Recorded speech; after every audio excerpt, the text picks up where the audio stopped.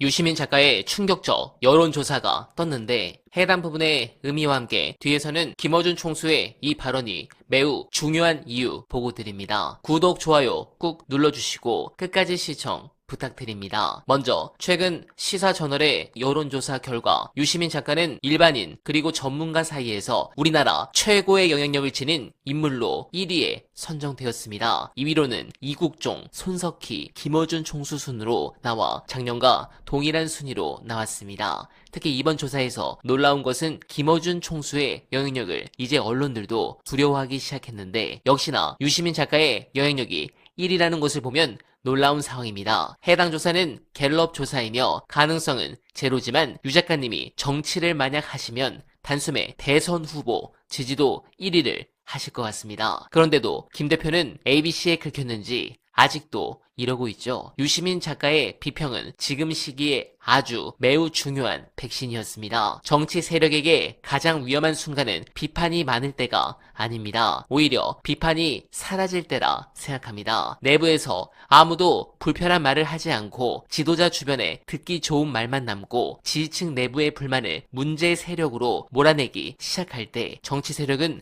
빠르게 현실 감각을 잃고 무너집니다. 정권을 진정으로 지키는 것은 침묵이 아니라 정확한 경고입니다. 유시민 작가의 경고가 불편하다고 해서 그 경고를 없애버리면 문제도 사라집니까? 그렇지 않습니다. 경고음을 끈다고 화재가 꺼지는 것은 아닌 것과 같습니다. 관련해 같은 경고음을 내는 분이 있습니다. 연일 김어준 총수는 코어 지지층 지지율 하락을 걱정하며 경고하는데 이 부분에 대한 가장 완벽한 분석 끝까지 봐주시고 여러분들의 생각 댓글로 부탁드립니다. 대통령이 진심을 말하지 않았을 수 있어. 아니, 대통령이 물론 다 진심만 말해주면 좋죠. 근데 국가 운영을 하고 정치를 하다 보면 때로는 그렇지 않을 때도 있죠. 그것이 도덕적으로 무슨 단죄하려는 게 아니고 우리가 비평을 할 때는 그걸 다 봐야 된다는 거예요. 대통령의 정계 개편 이런 것도 이제 이런 의문들이 있어. 기자분들이 질문하시잖아요. 저도 비평하는 사람이니까 가끔씩 질문을 떠올리죠, 계속.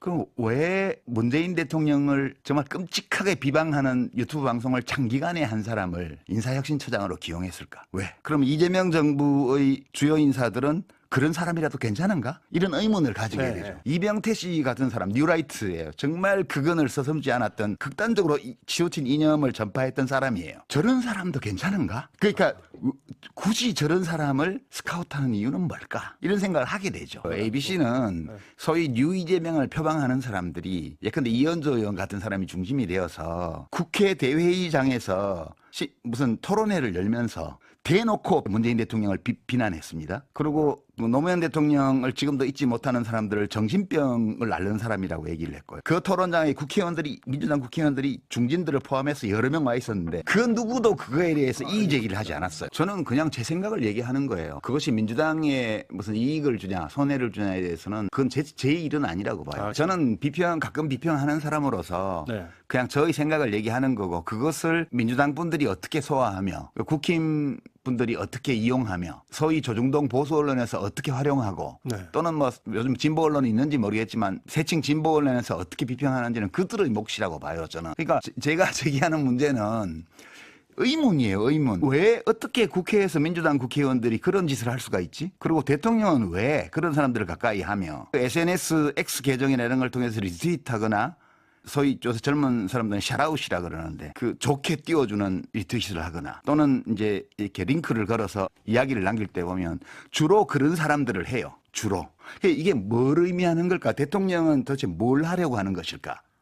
그리고 소위 뉴 이재명이라고 해서 이제 민주당의 원래의 그런 기본 가치나 이런 것들을 막 공격해야 되는 사람들을 왜 가까이 두는 거지, 대통령은?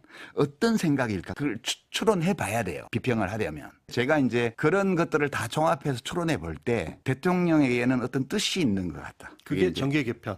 아니, 정계 개편은 뜻이 아니고요. 정계 개편은 그 뜻을 이루는 수단이죠. 그 뜻은 이제 모두의 대통령, 포용, 통합 이런 대통령이 즐겨 쓰는 말에서 우리가 짐작해낼 수 있죠. 중도 실용. 예, 그거는 그냥 중도 실용이 아니 이해할 수 있어요. 저는 이재명 대통령이 예전에 알릴레오 북스라는 그 책 비평 프로그램에 나왔을 때 김대중 대통령 육성회고록이나 이런 거 다룰 때 그 얘기를 한 적이 있어요.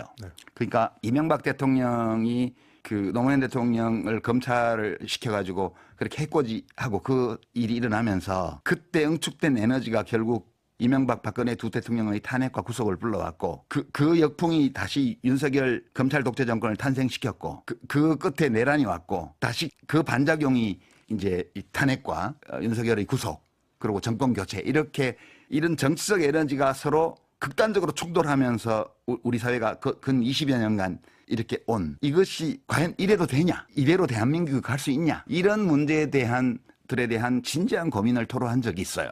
그러니까 이제 대통령 입장에서 보게 되면 어떻게든 이 충돌의 에너지를 줄이고 그 정치적 양극화를 좀 완화하고 그리고 되도록 어떤 국민적 합의가 높은 수준에서 이루어지면서 국가 운영이 될 수 있도록 이렇게 해야 되지 않을까라는 의지 네. 이런 것을 가졌으리라고 저는 추측해요. 모두의 대통령이 되고 싶은 그런 모두의 대통령이 될 수는 없지만 그것이 되려는 지향을 가지고 국정 운영을 하겠다는 거죠. 저는 그런 의도가 있다고 추론했어요. 대통령한테. 근데 제가 가진 문제의식은 그러면 과연 대통령이 지난 1년간 해온 방식으로 그걸 할 수 있을까? 해볼 때 아니라는 거예요.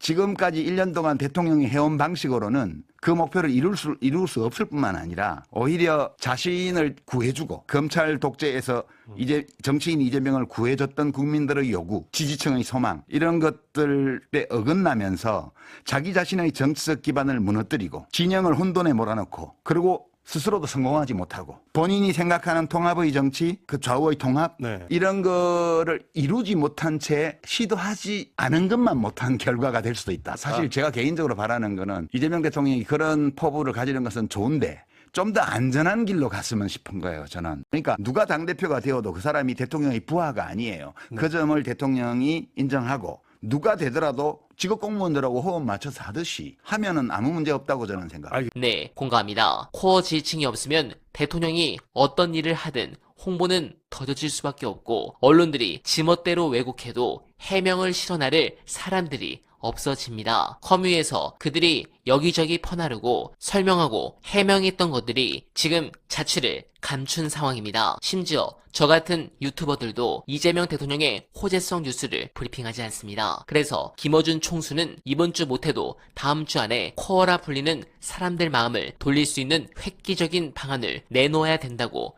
말하는 겁니다. 1, 2주 사이에 이 문제가 해소되지 않는다면 빠르게 차기 대권주자 중심으로 일찍 뭉치는 편이 민주 진영에는 더 좋을 수 있습니다. 코어 지지층은 차기 대권주자 중심으로 그 일을 할 것이기 때문입니다. 여러분들은 어떻게 생각하십니까? 공감하셨다면 소중한 언알바 후원 부탁드립니다. 댓글에 고정된 언알바 정기 후원과 민주진영 동지가 운영하는 여러분들의 많은 사랑 부탁드리며 언알바는 오늘도 최선을 다하겠습니다. 여러분 고맙습니다.